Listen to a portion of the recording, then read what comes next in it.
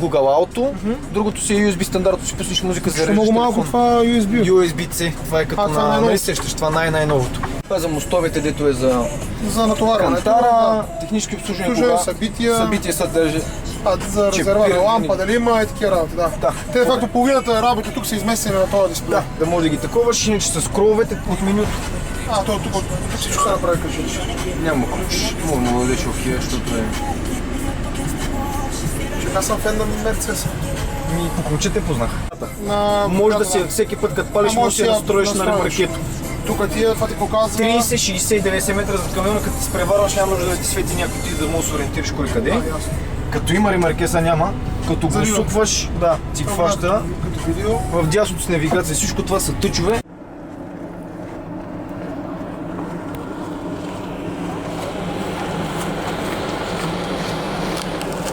Значи мога тръгваме? Да, може. Това е с бутона. С бутона отвържаваш, пък се стърпаш. Вратката.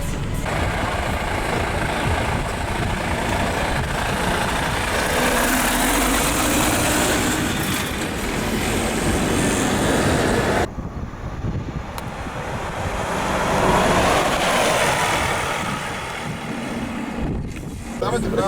Обаче това не дава да пипнеш волана.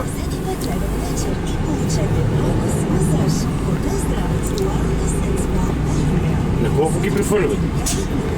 Той при това прехвърля през 2, през 3 предавки, той сега като е леки... Да, това го имаме, сега само влекачи. Сега прехвърля 1200-300 оборота. Браво. Ето е ограничен на 60, че ни карат тук за... Да, бе, заради това.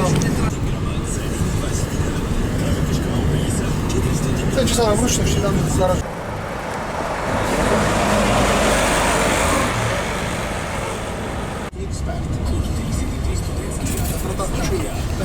Ние сме фенове на Мерцес. 20 Мерцес. Международен или? Да. То трябва да е ВДО.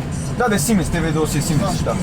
Това трябва да е на ВДО и това от тия новите, новото поколение, дето бакаджията му кара до камиона или като е на пауза. Да ти го провери без да го проверява, да. Без да го вади. Да. И си има GPS приемник тахографа, в смисъл вече не знаеш коя държава си, той си знае. Моите страши си някой. Бега надалеко. Или не бега надалеко.